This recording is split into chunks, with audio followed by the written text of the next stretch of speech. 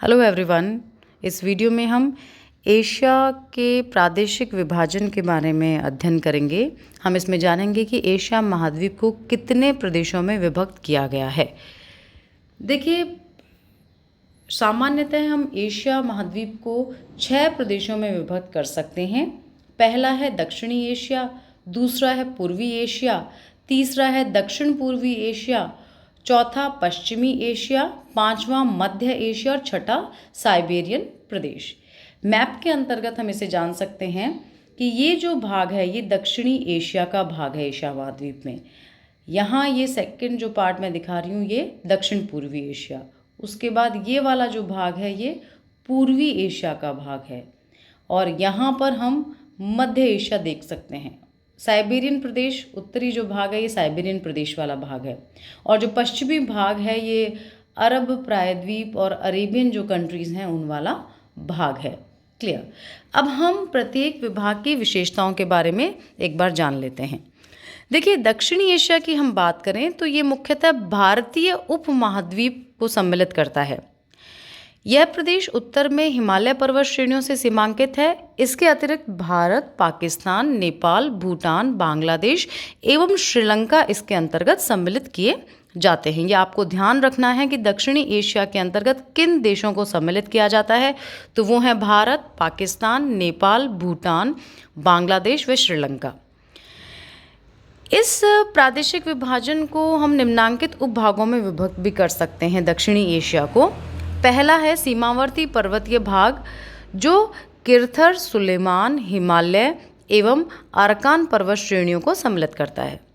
दूसरा जो इसका प्रादेशिक विभाजन है दक्षिणी एशिया का वो गंगा, सिंधु और ब्रह्मपुत्र द्वारा निर्मित मैदानी भाग है।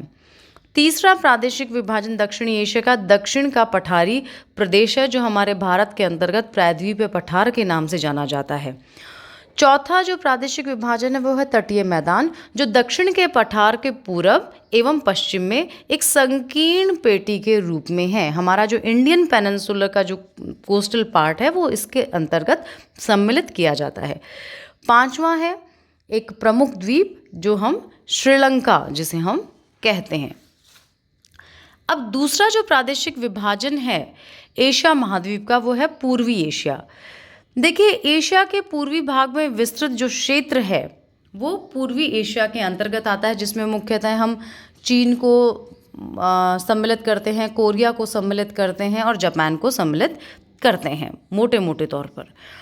अब अगर हम पूर्वी एशिया के उप प्रदेशों की बात करें तो पूर्वी एशिया के उप प्रदेशों में हम मुख्य रूप से 7 प्रदेशों को सम्मिलित कर सकते हैं। पहला है कैंटन और वियतनाम के संकीर्ण मैदान जिन्हें दक्षिणी चीन की उच्च भूमि ने एकाकी स्वरूप दिया है। दूसरा है यांगत्से-कियांग का मैदान, तीसरा है उत्तरी चीन का मैदान, चौथा है चीन का पश्चिमी पर्वतीय भाग, पांचवा मंचूरिया का मैदान और छठा है कोरिया और सातवां है जापान और दक्षिणवर्ती द्वीप जो फिलीपींस को भी सम्मिलित करते हैं। तो आपको पूर्वी एशिया के अंतर्गत ध्यान रखना है कौन कौन से देश मुख्य रूप से सम्मिलित हैं। वियतनाम का भाग है, चीन का भाग है, कोरिया का भाग है, जापान का भाग है और फिलीपींस का जो भाग है वो इसके अंतर्गत सम्मिलित है।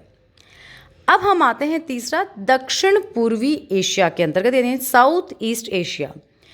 देखिए, दक्षिण पूर्वी और जो पूर्वी एशिया का जो भाग है उसके अंतर्गत हम मोटे मोटे तौर पर Myanmar, Thailand, Cambodia, Laos, Vietnam, Malaysia एवं इंडोनेशिया को सम्मिलित करते हैं।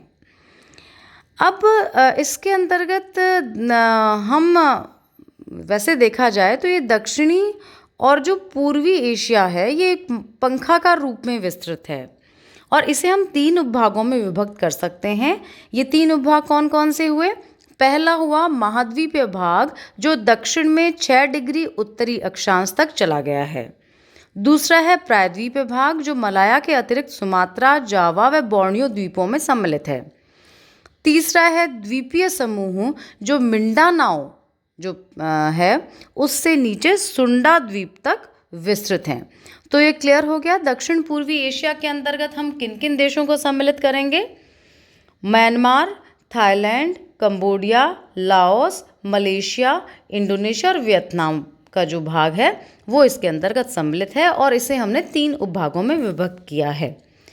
चौथा जो प्रदेश है एशिया महाद्वीप का वो है पश्चिमी एशिया।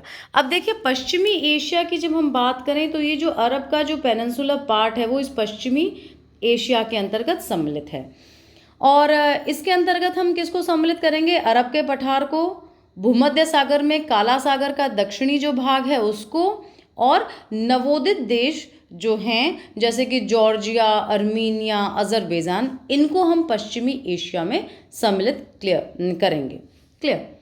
अब आते हैं हम 5वां प्रादेशिक विभाजन की ओर और 5वां जो प्रादेशिक विभाजन है एशिया का वो है मध्य एशिया का भाग, जो कि हम मैप में ये वाला जो एशिया का रेड आउटलाइन जो मैं कर रही हूँ ये वाला मध्य एशिया का भाग है।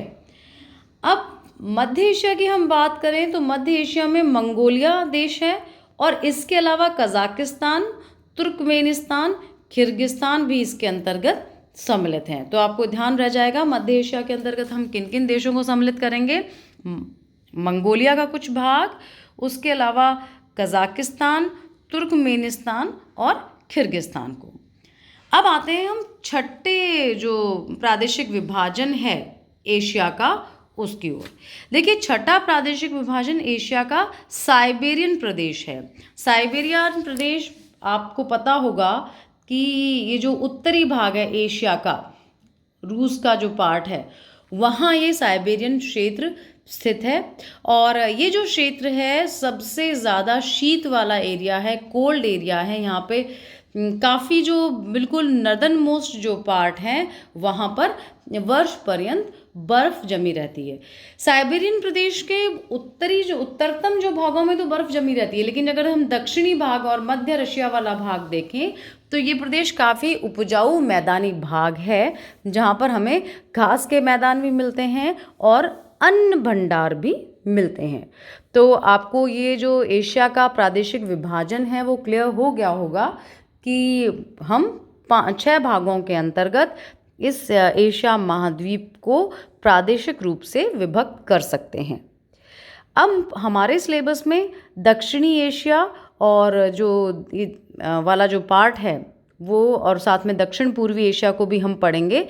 दक्षिणी एशिया को सबसे पहले हम शुरू करेंगे और कमिंग जो वीडियो है वो दक्षिणी एशिया से संबंधित रहेगा, जिसमें हम दक्षिणी एशिया की भौगोलिक विशेषताओं के बारे में पढ़ेंगे, आपकी स्थलाकृति के बारे में पढ़ेंगे, जलवायु के बारे में पढ़ेंगे और उसके जो प्राकृतिक वनस्पति है और जो आर्थिक स्वरूप है उसके बारे में पढ़ेंगे। धन्यवाद।